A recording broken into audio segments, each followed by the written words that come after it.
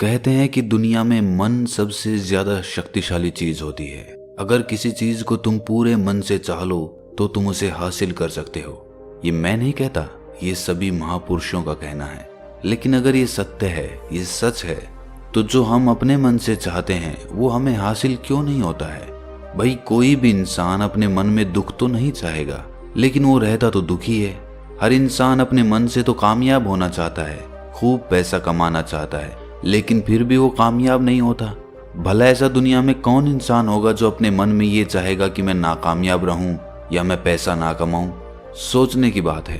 तो इसमें दो चीजें निकल के सामने आती हैं। या तो वो महापुरुष गलत थे जिन्होंने ये बात बोली कि मन से चाही हुई चीज हासिल हो जाती है, या फिर हम गलत हैं। आज की कहानी जो मैं आपको सुनाने वाला हूँ उसमें आपको एक ऐसा मंत्र मिलेगा। उसे समझने के बाद आपको एक ऐसा मंत्र पता चलेगा जिससे आप ये समझ पाएंगे कि अपने मन से कोई भी चीज कैसे करवाई जाती है, मन में किसी भी बात का बीज कैसे बोया जाता है। ये इस कहानी से आपको अच्छी तरह से समझ में आ जाएगा। और इससे आप ये भी समझ पाएंगे कि आकर्षण का नियम, लॉ ऑफ अट्रैक्शन कैसे काम करता है। कहानी छोटी सी है लेकिन बहुत ही गहरी है। इससे पहले कि आप इस कहानी में खो जाएं, इस चैनल को सब्सक्राइब जरूर कर लें। तो चलिए ये कहानी शुरू करते हैं। एक बार की बात है, एक आदमी के जीवन में सिर्फ दुख ही दुख थे। वो जो भी काम करता उस बेचारे का वो काम पूरा ही नहीं होता। घर में आता तो घर में कलेश बना रहता, किसी से कोई मदद मांगता तो कोई उसकी मदद नहीं करता। ऐसा लगता था कि चारों ओर से दुखों का पहाड़ उसी पर टूट पड़ा है। उसे समझ नहीं आ रहा था कि मैं इन दुखों से पार कैसे पाऊं। वो दिन रात यही सोचता रहता कि अपने दुखों से छुटकारा कैसे पाना है। इसी कारण से वो रात में सो भी नहीं पाता था। उसकी आंखों के नीचे बड़े बड़े काले घेरे बन गए थे, जो इस बात का प्रतीक थे कि वो आदमी कितना दुखी है और कितना चिंतित है। कभी कभी तो उसके मन में आत्महत्या करने के भी ख्याल आते थे, लेकिन अपने परिवार की चिंता करके वो ये कदम नहीं उठा पाता था। वो इतना दुखी हो गया कि उसने निर्णय किया कि वो इन दुखों से छुटकारा पाके रहेगा। इसके लिए चाहे उसे कितनी भी मेहनत करनी पड़े, कुछ भी करना पड़े, चाहे अंगारों पे चलना पड़े, लेकिन इन दुखों से छुटकारा हासिल करके रहेगा। ऐसे ही एक दिन उसने अपने मित्र से पूछा कि मैं अपने जीवन को कैसे सुधारूं। उसके मित्र ने उसे बताया कि तुम किसी बाबा के पास जाओ। बाबाओं के पास ऐसा मंत्र होता है जिससे सारे दुख मिट जाते हैं, जीवन खुशियों से भर जाता है और धन संपदा भी हासिल हो जाती है। तुम किसी ऐसे बाबा को ढूंढ लो, बस तुम्हारा काम बन जाएगा। उस आदमी के मन में ये बात पूरी तरह से पक्की बैठ गई कि कोई बाबा ही मेरा दुख दूर कर सकता है, और इसीलिए उसे किसी भी बाबा के बारे में पता चलता तो वो उस बाबा के पास पहुंच जाता। वो उस बाबा को अपनी समस्या बताता और उससे उसका समाधान पूछता और कहता कि बाबा, मैं कुछ भी करने के लिए तैयार हूं, लेकिन मेरी इन समस्याओं से मुझे छुटकारा दिला दीजिए। आप जो कहेंगे मैं वो करूंगा, लेकिन मेरे जीवन को सुधार दीजिए। बाबा उसे कुछ टोने टोट के बता देते थे करने के लिए, और बदले में दान दक्षिणा ले लेते थे कि ये टोना टोटका करने के बाद तुम्हारे घर में सुख शांति बनी रहेगी, बस इस टोटके को पूरी विधि के साथ करना। वो आदमी घर लौटकर पूरी विधि के साथ टोने टोटके करने लगा, लेकिन बहुत टोने टोटके करने के बाद भी उसके जीवन में कुछ बदलाव नहीं आया। इसके विपरीत उसका जीवन और ज्यादा दुखी हो गया। जो भी बाबा उसे टोना टोटका देता था वो बदले में उससे दान दक्षिणा लेता था, जिससे उसका धन भी धीरे धीरे खत्म हो रहा था। इससे उसके जीवन में दुख और ज्यादा बढ़ गए। तब उसे लगा कि बाबाओं के पास जाने से तो मेरे जीवन में दुख कम होने की बजाय बढ़ते ही जा रहे हैं, तो मुझे क्या करना चाहिए? बाबाओं के पास जाऊं या ना जाऊं? फिर एक दिन एक आदमी ने उसे बताया कि तुम अपने घर में किसी पंडित को बुलाकर हवन करवा लो। हवन होगा, घर शुद्ध हो जाएगा। कोई भी बुरी ऊर्जा होगी घर में तो वो घर से बाहर चली जाएगी। किसी पंडित को बुलाकर पूरे विधि विधानों से मंत्रोच्चारण कराओ और हवन कराओ, जिससे घर में सुख शांति आए। उस आदमी के मन में ये बात बैठ गई और उसने एक पंडित को अपने घर पर बुलाकर हवन करवा दिया। हवन अच्छी तरह से संपन्न हुआ। बदले में पंडित ने भी अच्छी दान दक्षिणा ली और उसके बाद वो वहां से विदा हो गया। लेकिन कुछ दिनों के बाद उस आदमी को महसूस हुआ कि उसके जीवन में अब भी कोई बदलाव नहीं आया है। अब वो आदमी पूरी तरह से दुखी हो गया और ज्यादा परेशान हो गया। अब तो उसे लगने लगा था कि मेरे जीवन में से दुख कभी खत्म ही नहीं होंगे। और यही सोच सोच कर उस आदमी का बुरा हाल हो गया था। फिर एक दिन उसे अपने मित्र से एक ऐसे बाबा के बारे में पता चला जो समाधान बताने के लिए कोई दान दक्षिणा नहीं लेता था। उस आदमी को लगा कि ये बाबा दूसरे बाबाओं की तरह नहीं हो सकता, क्योंकि ये दान दक्षिणा तो लेता ही नहीं, और अगर दान दक्षिणा नहीं लेता तो ये सच में कोई सिद्ध बाबा होगा। और यही सोचकर वो उस बाबा के पास पहुंच जाता है। जब वो आदमी वहां पर पहुंचता है तो वो बाबा ध्यान में बैठे हुए थे। ये देखकर वो आदमी वहीं पर चुपचाप बैठकर ध्यान से बाहर आने का उनका इंतजार करने लगा।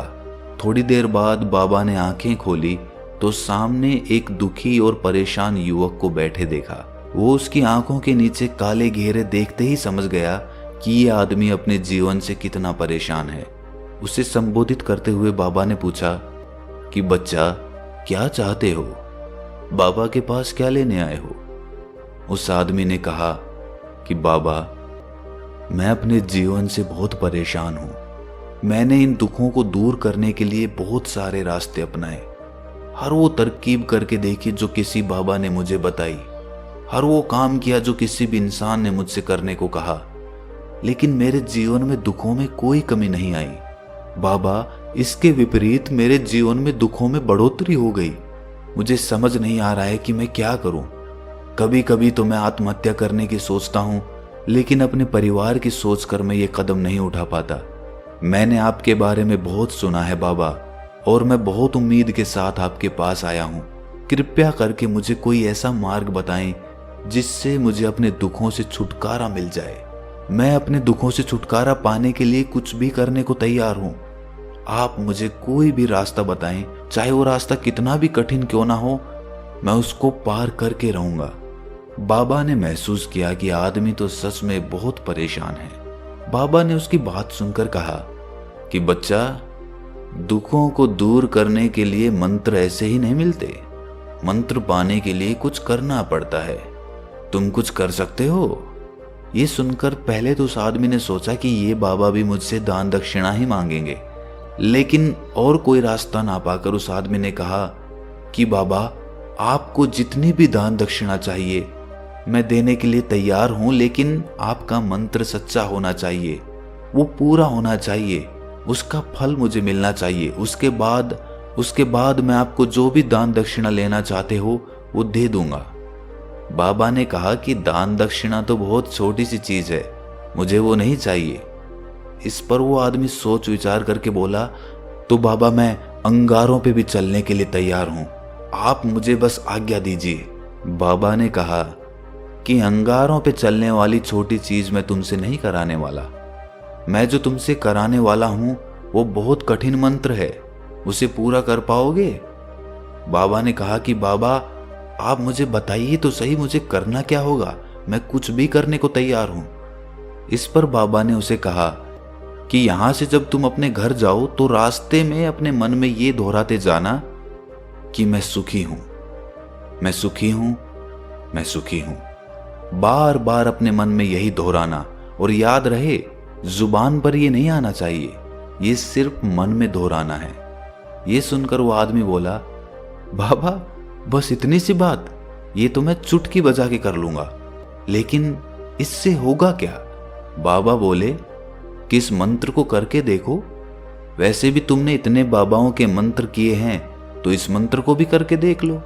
उस आदमी ने सोचा कि बाबा कुछ दान दक्षिणा तो ले नहीं रहे, और छोटा सा मंत्र है, इसे तो मैं कर ही लूंगा। वो बोला, ठीक है बाबा, मैं ये मंत्र जरूर करूंगा। वो आदमी ये कहकर वहां से उठकर चलने लगा, लेकिन जैसे ही वो चलने लगा, पीछे से बाबा ने बोला कि बच्चा, एक बात याद रखना, जब तुम ये मंत्र अपने मन में दोहराओ तो तुम्हारे मन में बंदर के विचार नहीं आने चाहिए, बंदर का ख्याल भी नहीं आना चाहिए, तो ही ये मंत्र सिद्ध होगा। वो आदमी बोला, मुझे तो आज तक बंदर का कोई विचार नहीं आया, तो अब क्यों आएगा? आप चिंता मत करिए बाबा, मैं बस मन में यही दोहराऊंगा कि मैं सुखी हूं, मैं सुखी हूं। इसके अलावा बंदर का कोई विचार मेरे मन में नहीं आएगा। ये कहकर वो आदमी वहां से चल दिया। वो अपने मन में मैं सुखी हूं, मैं सुखी हूं ये दोहराता हुआ थोड़ी दूर ही चला था कि उसके मन में अचानक बंदर का ख्याल आ गया। बंदर का ख्याल एक बार आया और चला भी गया, लेकिन उस आदमी ने सोचा कि आज तक तो मुझे बंदर का कोई विचार नहीं आया, ये आज बंदर का विचार क्यों आ गया। और ऐसे करके उसने उस बंदर के विचार को पकड़ लिया। वो ये भूल गया कि मुझे क्या मंत्र दोहराना है और वो बंदर के बारे में सोचने लगा। जब थोड़ी देर बाद उसे फिर से होश आया तो वो फिर से अपना वही मंत्र दोहराने लगा जो बाबा ने उसे बताया था, मैं सुखी हूं, मैं सुखी हूं। लेकिन अचानक से उसे सामने एक बंदर दिखाई दिया और ये देखकर उसके मन में फिर से बंदर का विचार उठ गया और वो अपने अंदर से इस विचार को बाहर फेंकना चाहता था। वो चाहता था कि मेरे अंदर किसी भी तरह बंदर का विचार ना आए, लेकिन उसे तो सामने बंदर ही दिखाई दे गया। ऐसे ही जद्दोजहद करते करते वो घर पे पहुंचा और घर पे पहुंचने के बाद अपनी पत्नी को कहा कि हे बंदरिया, मुझे खाने में बंदर परोस दो। और जब उसे एहसास हुआ कि उसने क्या बोल दिया तो वो अपने बाल नोचने लगा। वो दीवारों में सर मारने लगा कि आज तक मुझे बंदर का कोई विचार नहीं आया और आज मुझे ये क्या हो गया है कि मुझे हर जगह बंदर ही बंदर नजर आ रहे हैं। ये कैसी माया है। यही सोच सोच कर वो आदमी रात भर सो नहीं पाया।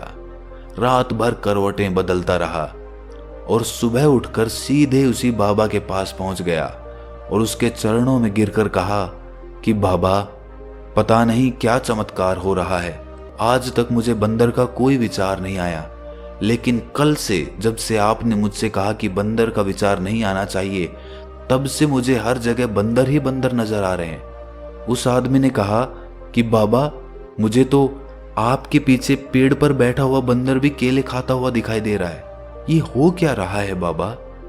ये सुनकर बाबा हंसने लगे। बच्चा, मन का जाल एक ऐसा जाल है जिसे समझ पाना इतना आसान नहीं है। बंदर तो तुम्हारे रास्ते में पहले भी आते थे। जब तुम मेरे पास आए थे तो इन्हीं पेड़ों पे ये बंदर घूम रहे थे, लेकिन तब तुम्हारे ध्यान में ये बंदर नहीं था, तब तुम्हारे ध्यान में सिर्फ अपने दुख थे।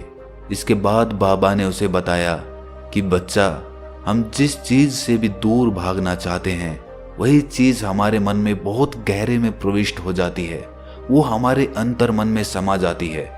असल में हम जिस चीज से भी छुटकारा पाना चाहते हैं उससे छुटकारा इसीलिए पाना चाहते हैं कि वो हमारे साथ बहुत गहरे से जुड़ी हुई है, और हम जितना ही उससे छुटकारा पाना चाहते हैं वो उतनी ही गहरी हमारे मन में बैठती चली जाती है और आखिरकार वो हमारे अंतर मन में छा जाती है।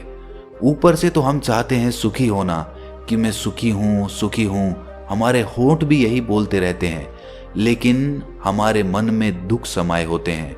हमारे विचारों में, हमारे मन में हमें दुख ही दुख दिखाई देते हैं।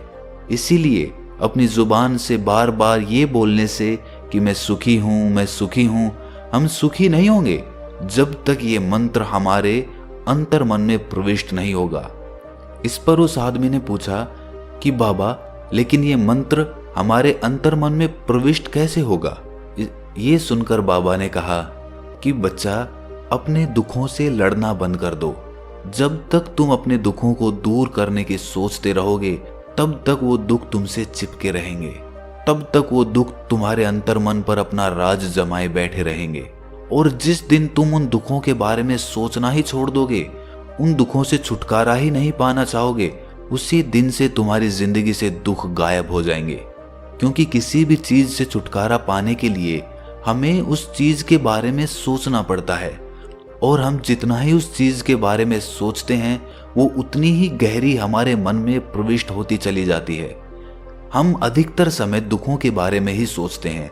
हम यही सोचते हैं कि हमारे जीवन में दुख है और हमें इससे छुटकारा पाना है। इसी वजह से बार बार सोचने से वो दुख हमारे अंतर मन में प्रविष्ट हो जाते हैं और हमें एहसास भी नहीं होता। इसीलिए अगर तुम दुखों से छुटकारा पाना चाहते हो तो दुखों से छुटकारा पाने के बारे में सोचना छोड़ दो, तुम्हें दुखों से छुटकारा मिल जाएगा। अक्सर आदमी धूम्रपान छोड़ना चाहता है, शराब छोड़ना चाहता है, सुबह अपने आप से ये वादा करता है कि मैं कोई भी गलत काम नहीं करूंगा, लेकिन शाम को जब लौटता है तो नशे में चूर होकर लौटता है। ऐसा क्यों होता है कि जो हम सोच रहे हैं वो पूरा कर ही नहीं पा रहे हैं?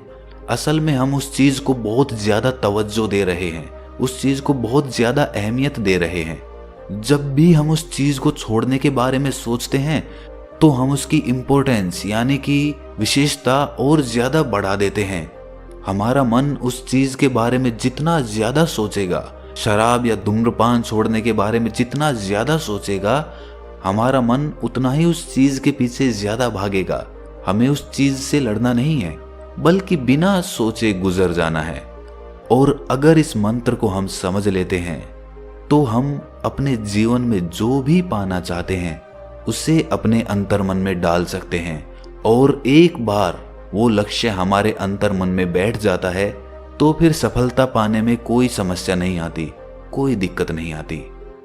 तो दोस्तों, कैसी लगी आपको ये कहानी कमेंट सेक्शन में ज़रूर बताएं, और अच्छी लगी तो इस चैनल को सब्सक्राइब करना ना भूलें।